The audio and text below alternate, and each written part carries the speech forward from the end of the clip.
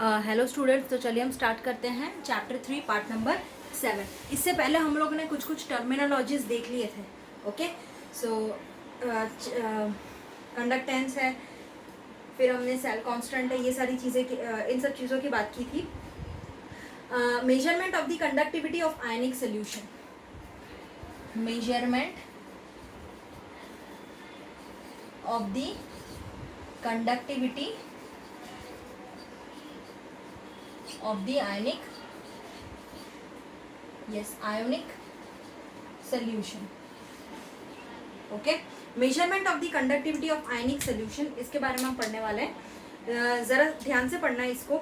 हम जानते हैं कि जब भी हम अननोन रेजिस्टेंस, आपको पता है कि व्हीटस्टोन ब्रिज का आप कब यूज़ करते हो, जब हमें अननोन रेजिस्टेंस निकालना होता है। ओके, है ना, और उसको हम परफॉर्म करते हैं व्हीटस्टोन ब्रिज में ही। हाउएवर, अगर हम मेजर करें रेजिस्टेंस किसी भी आयनिक सोल्यूशन का, तो हमें दो प्रॉब्लम फेस करने पड़ते हैं। तो सबसे पहला क्या है कि हम डायरेक्ट करंट डीसी अगर हम अप्लाई करेंगे तो कंपोजिशन चेंज हो जाएगा। अगर हम डायरेक्ट करंट अप्लाई करते हैं ना, तो क्या होगा, कंपोजिशन सोल्यूशन का चेंज हो जाएगा। इसकी वजह से हमने क्या किया कि सेकेंडली हम देखते हैं कि सोल्यूशन जो है ब्रिज से डायरेक्टली कनेक्ट नहीं हो सकता, लाइक अ मेटेलिक वायर अगर हम ले लो, या मदर सॉलिड कंडक्टर ले लेते हैं। ठीक है, तो फर्स्टली हमें क्या डिफिकल्टी हमें रिजॉल्व करनी पड़ेगी by using N AC current, यानी कि यहाँ पे हम डीसी करंट नहीं ले सकते, है ना। दो प्रॉब्लम थी यहाँ पे, तो हमें यहाँ पे एसी करंट लेना पड़ेगा, that is the alternating current. Okay, है ना। हम ये प्रॉब्लम बहुत पहले से फेस करते आ चुके हैं, क्योंकि वो डीसी डायरेक्ट करंट अप्लाई कर दोगे ना, तो कॉम्पोजिशन पूरी तरह से बिगाड़ देगा। ऑल्टरनेटिवली, यानी एक ऑल्टरनेटिव पाथ पे अगर हम इसको अप्लाई करेंगे तो ये कंपोजिशन नहीं बिगाड़ेगा। क्लियर? तो ये आपको ध्यान रखना है। तो इसका सोल्यूशन निकल गया। अब यहाँ पे एक source, AC source power. Okay, और जो है second problem is solved by using a specially design vessel. एक हम स्पेशली डिजाइन वेसल ले लेंगे जिसको हम कहते हैं कंडक्टिविटी सेल। क्या कहते हैं उसको हम? Conductivity cell. ये एक स्पेशली डिजाइन सेल है। क्लियर?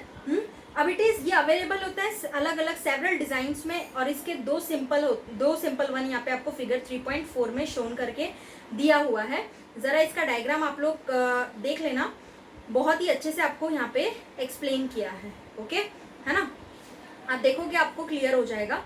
तो जरा आपको इन सब चीजों पे फोकस करना पड़ेगा। क्लियर? ओके, अब व्हीटस्टोन ब्रिज तो आप फिजिक्स में भी पढ़ चुके हो। ओके, अननोन रेजिस्टेंस कैलकुलेट करने के लिए हम लोग लेते हैं। तो फिगर आपको देखने को मिलेगा जिसमें आपको एक कनेक्टिव वायर्स है। जरा मैं आपको यहाँ पे बना के दिखाती हूँ। इस टाइप में है कुछ, जिसमें कि यहाँ पे इसका माउथ जो है वो वेसल का सील कर दिया है। राइट? अब यहाँ पे इस टाइप में दो आई थिंक इलेक्ट्रोड्स हैं। ओके, यस, प्लेटिनम के इलेक्ट्रोड है। ये सारे जो है वो प्लेटिनम के इलेक्ट्रोड हैं। ओके, ये पता चल गया, प्लेटिनम का इलेक्ट्रोड है दोनों साइड से, और इसको फिर यहाँ पे एक कनेक्टिंग वायर से इसको पूरी तरह से कनेक्ट कर दिया है। राइट? ये आपको ध्यान रखना है। अब इसके बाद ये सेटअप हो गया यहाँ पे। ओके, साइड में आपको देखने को मिलेगा एक प्लेटिनम इलेक्ट्रोड है, और इसी को देखना आप लोग, इस टाइप में देखने को मिलेगा कुछ इस टाइप में। क्लियर? ओके, ये एक प्लेटिनम का इलेक्ट्रोड है दोनों, और यहाँ पे ऐसे वायर से कनेक्टेड हैं। Okay, PT electrode. क्लियर? ये आपको ध्यान रखना है। चलिए, तो ये पीटी इलेक्ट्रोड इस टाइप में गिवन है। ये फिगर आप देखोगे तो इससे हमें पता चलता है basically it consist of 2 platinum electrodes. ये 2 प्लैटिनम इलेक्ट्रोड से कनेक्टेड है। राइट? अब यहाँ पे इसको कोटेड किया गया है platinum black, that is platinum black का कहने का मतलब होता है कि फाइनली हम इसको मेटेलिक प्लैटिनम में डिवाइड कर देंगे। यानी कि ऐसा मत समझो कि ब्लैक कलर की कोटिंग, यानी कि एक फॉयल हो जाता है प्लैटिनम का, उससे हम कोट कर सकते हैं। ओके, है ना। तो ये प्लैटिनम ब्लैक फाइनली हम कोट करते हैं, और उसके बाद इसको हम डिवाइड करते हैं। राइट? तो ये आपको ध्यान रखना है। और इसमें फिर आपको देखने को मिलेगा अलग अलग डिपोजिशन, है ना, इलेक्ट्रोड्स पे इलेक्ट्रोकेमिकली। प्लैटिनम है तो आपको डिपोजिशन भी तो देखने को मिलेगा ही, है ना। इलेक्ट्रोड का काम ही क्या होता है, वो उस पर सारे के सारे इलेक्ट्रोकेमिकली जितने भी एलिमेंट्स होते हैं वो डिपॉजिट कर जाते हैं। राइट? तो ये आपको थोड़ा इसमें ध्यान रखना है। अब आगे क्या बोला है कि प्लेटिनम जो है वो इलेक्ट्रोकेमिकली डिपॉजिट होने के बाद उसका एक क्रॉस सेक्शन एरिया होता है। क्रॉस सेक्शन एरिया को हम कैपिटल ए से डिनोट करते हैं और उसको हम डिस्टेंस एल ले लेते हैं। यानी कि मान लो अगर 2 इलेक्ट्रोड है ना, तो उसका नीचे का एरिया जो होगा वो क्रॉस सेक्शन एरिया ए हो जाएगा और 2 प्लेटिनम इलेक्ट्रोड को हमने कितने डिस्टेंस पे, कितने लेंथ पे, दैट इज दी सेपरेट किया है distance, that is L. Okay, तो यहाँ पे आपको ध्यान रखना है, आपको प्लीज टेक्स्ट बुक इसमें पढ़नी है, राइट। तो ए का मतलब होता है क्रॉस सेक्शन एरिया, क्लियर है ना। और एल का मतलब क्या होता है, डिस्टेंस, क्लियर है ना। ये चीज आपको ध्यान रखनी है, इसमें बुक नहीं पढ़ोगे तो क्लियर नहीं होगा। सारे टर्म्स हैं, किसको क्या बोलते हैं, वो चीज आपको ध्यान रखनी है। ओके, चलिए, तो अब आपको इसमें ये 2 पता चल गए, एरिया है और लेंथ है। फिर यहाँ पे रेजिस्टेंस, आपको पता था पहले रेजिस्टेंस जो होता है कुछ कॉलम के हिसाब से, मैंने आपको सोल्यूशन में इक्वेशन भी बताई थी। आर इज इक्वल टू, मैंने आपको बताया था कि rho L by A, where rho यानी रेजिस्टिविटी, एल मतलब लेंथ डिस्टेंस और ए मतलब क्रॉस सेक्शन एरिया, है ना। तो इसको हम रो को क्या बोल सकते हैं, यानी कि 1/Ka कापा और इंटू ए कह सकते हैं ना। ये क्या था, कपा, रेजिस्टिविटी, है ना। तो सॉरी, ये 1 नहीं है, ये हमारा एल है। ओके, ये क्योंकि यहाँ पे एल है ना, लेंथ। ओके, एल के बाई ए, यानी कि 1/रो क्या होता है, कापा हो जाता है, कापा कापा। ओके, और ये लेंथ और area as it is, clear है ना। अब यहाँ पे ये जो क्वांटिटी एल बाय ए है, जिसको हम सेल कांस्टेंट कहते हैं बेटा, ये जो है उसको हम सेल कांस्टेंट कहते हैं। G is equal to L by A, that is the cell constant, clear. इसको हम सेल कांस्टेंट कहते हैं और जिसको हम डिनोट करते हैं that is the G star से डिनोट करते हैं, ये बात ध्यान रखना आप लोग। अब it depend on the distance between the electrode and their cross section area, ये इलेक्ट्रोड का डिस्टेंस है और उसके क्रॉस सेक्शन एरिया पे भी डिपेंड करता है। इस वजह से उसका डायमेंशन जो है वो लेंथ में आपको देखने को मिलेगा और उसको हम कैलकुलेट कर सकते हैं एल। हम अगर एल जाने, अगर हमें एल की वैल्यू पता है, ए की वैल्यू पता है, तो हम सेल कांस्टेंट पता कर सकते हैं। तो एल और ए जो है इज नॉट मतलब इतना इनकन्वीनियंट नहीं है, बट हम कह सकते हैं कि इट ऑल्सो अनरिलायबल।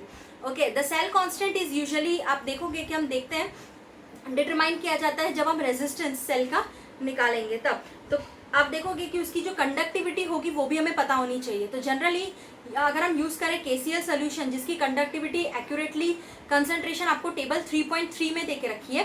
टेबल 3.3 देखोगे तो आपको concentration, molarity, conductivity, molar conductivity का एक टेबल है, उसमें सारी वैल्यू गिवन है।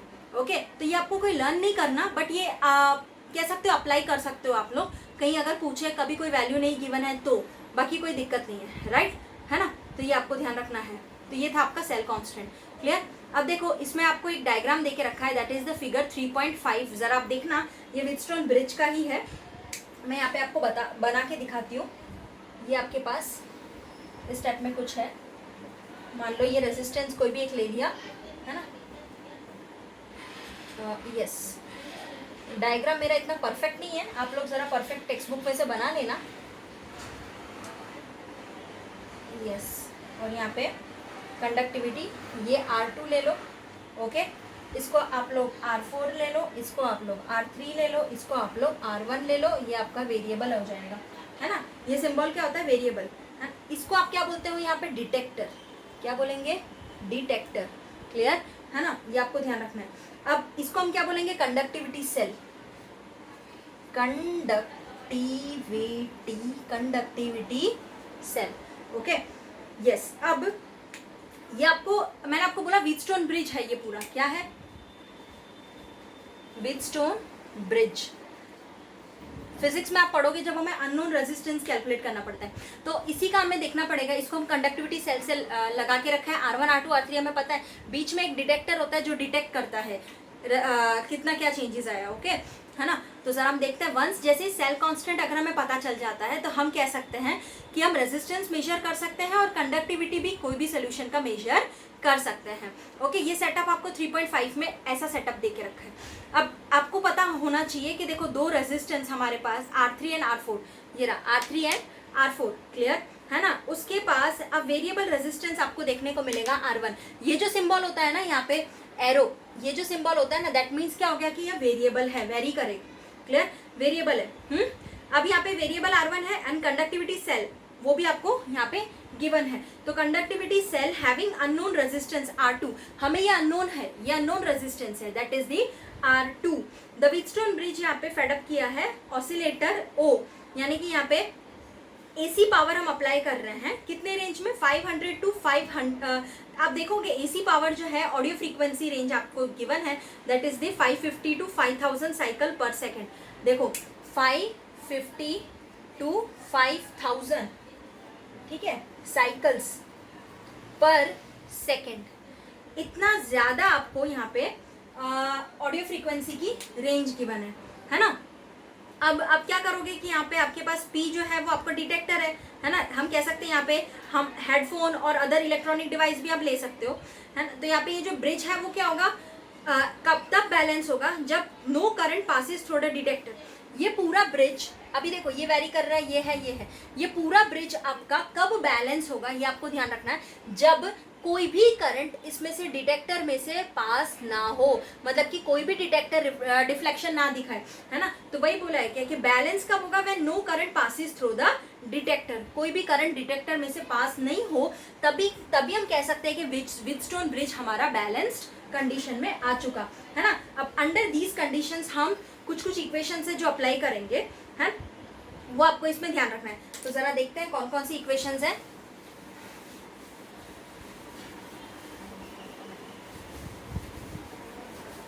ओके, तो यहाँ पे आपको कुछ इक्वेशंस देखने को मिलेंगे, वो आपको जरा अच्छे से गो थ्रू करना है। तो अननोन रेजिस्टेंस हमें पता था, आपको पता है व्हीटस्टोन ब्रिज में R1 R2 R3 R4 इस टाइप में होता है, क्लियर। हमें तो क्या था, R2 था, है ना। तो R1 R4 divide by R3 इस टाइप में भी कर सकते हैं, क्लियर हो रहा है ना। R1 R4 divide by R3, या इसको इंटरचेंज कर दो, मैंने भले R1 R2 आप इस टाइप पे अरेंज कर दो कि R1 R4 आपको क्लियरली हो सके, बट हमें तो R2 पे फोकस करना है ना, क्योंकि वो अननोन है हमारा। इस टाइप में हम लिख सकते हैं अननोन रेजिस्टेंस, है ना, वो आपकी टेक्स्ट बुक में भी गिवन है। तो ये सारे डेज अगर हम इन सब चीज़ों की बात करें तो इसमें inexpensive conductivity meter that are, हम कह सकते हैं available which are directly read the conductance और resistance of the conductivity cell. ये आप कह सकते हो कि अगर हमारे पास इतना ज़्यादा एक्सपेंसिव नहीं है, इतना हम नहीं अफोर्ड कर सकते, तो हम कह सकते हैं कि हम डायरेक्टली रीड कर सकेंगे कंडक्टेंस और उसकी रेजिस्टेंस सोल्यूशन में कंडक्टिविटी सेल की। जैसे हमें एक बार सेल कांस्टेंट और इसका रेजिस्टेंस सोल्यूशन का मिल गया तो सेल हमें डिटरमाइन हो जाएगा। तो कंडक्टिविटी जो होता है सोल्यूशन का वो हम कैसे दे पाएंगे बेटा, दैट इज द कंडक्टिविटी, हम कह सकते हैं that is the cell constant divide by R, that is the G star divide by R। Clear हो रहा है, ये हमारा कंडक्टिविटी हो जाएगा, है ना। अब यहाँ पे आप देखोगे द कंडक्टिविटी जो सोल्यूशन का होता है डिफरेंट इलेक्ट्रोलाइट्स में, है ना, वो सेम सॉल्वेंट के अंदर एक गिवन टेम्परेचर के अंदर डिफर करता रहता है ड्यू टू द चार्ज की वजह से। उसकी साइज आयन में जो उसकी साइज होती है ना, उसकी वजह से भी डिफर करता है, जिसमें वो डिसोसिएट होना चाहे इस टाइप में, क्लियर। तो यहाँ पे आपको ध्यान रखना है कि जो कंसंट्रेशन आयन का होता है वो जो होता है वो क्या होता है कि विच आयन जैसे जैसे मूव करता है वैसे वैसे उसका पोटेंशियल ग्रेडियंट, किस टाइप से पोटेंशियल उसका चेंज होता रहता है। आयन मूव करेगा तो पोटेंशियल चेंज होगी, ओके। देयरफॉर हम कह सकते हैं कि यहाँ पे नेसेसरली एक डिफाइंड एक टर्म आता है ना, जिसको हम क्या बोलते हैं बेटा, मोलर कंडक्टिविटी। एक टर्म आता है यहाँ पे जिसे हम कहते हैं मोलर कंडक्टिविटी, ओके। जो आपको 1-2 मार्क्स में पूछते हैं वो आपको ध्यान रखना है।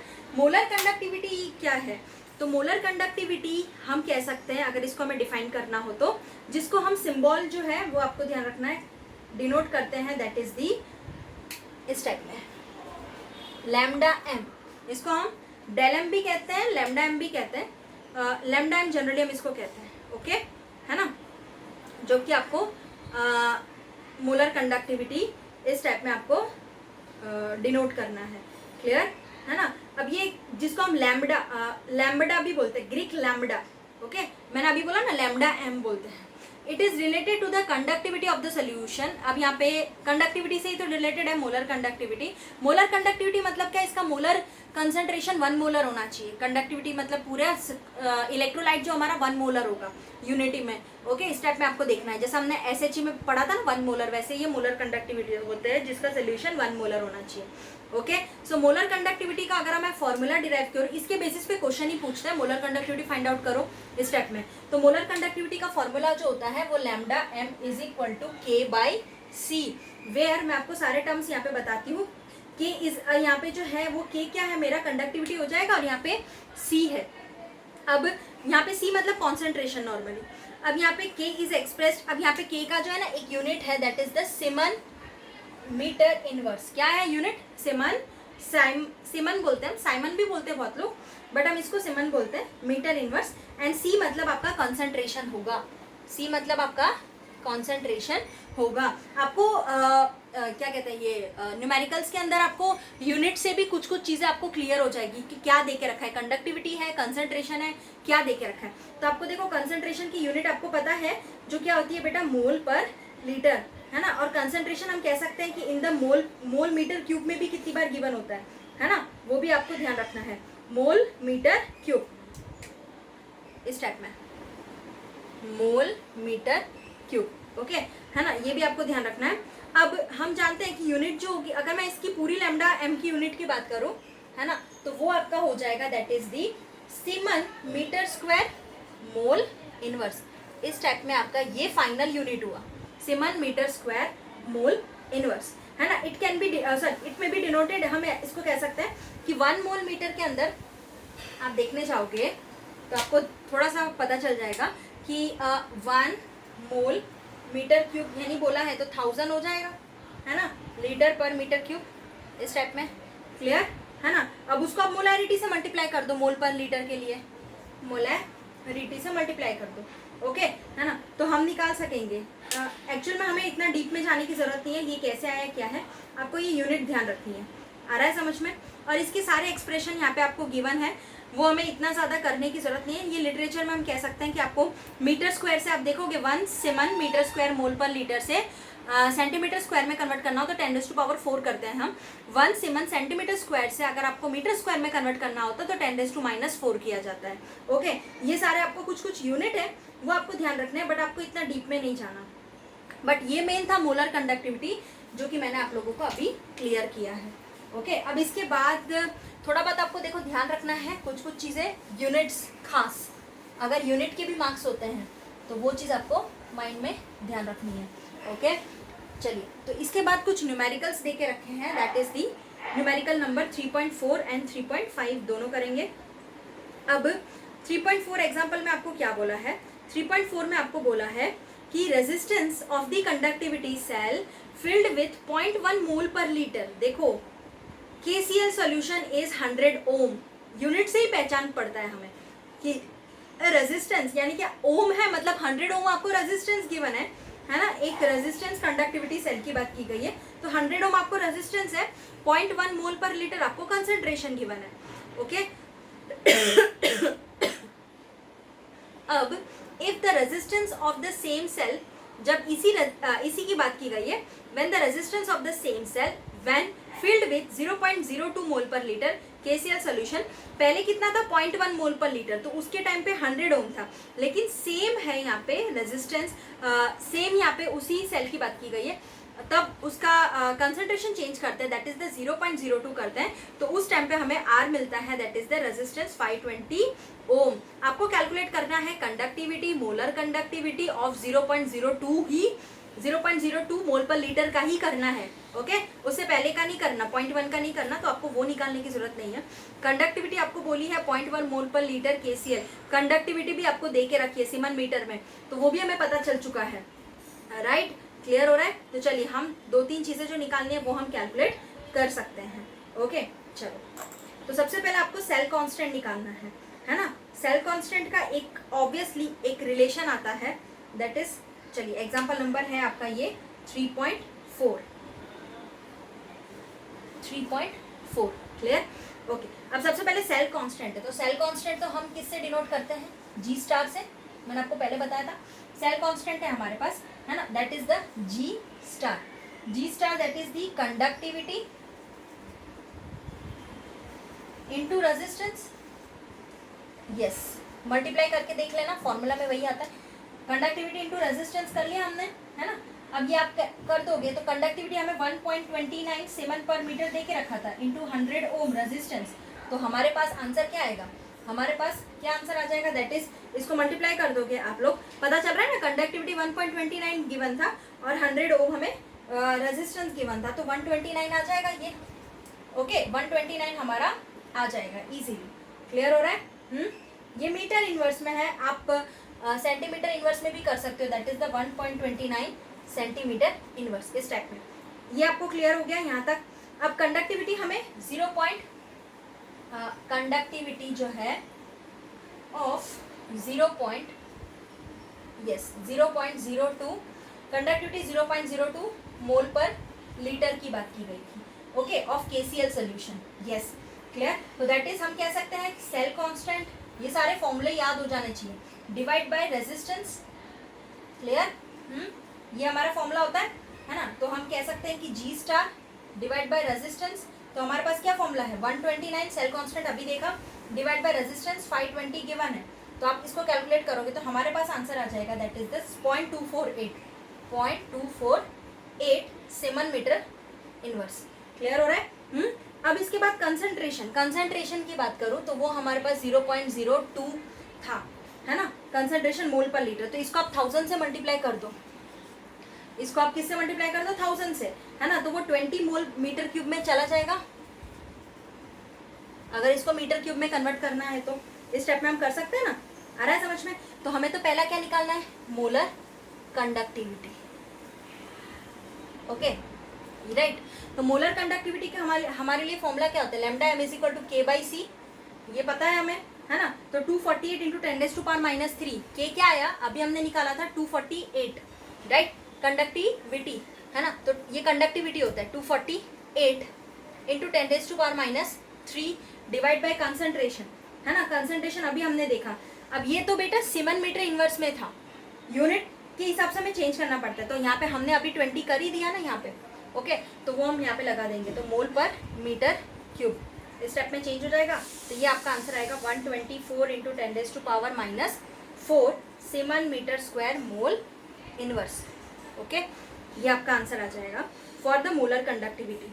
आ रहा है समझ में, क्लियर हो रहा है। इसका एक ऑल्टरनेटिव मेथड भी गिवन है, बट वो भी इजी है, वो कोई इतना हार्ड नहीं है, आप ऑल्टरनेटिव मेथड भी आप कर सकते हो।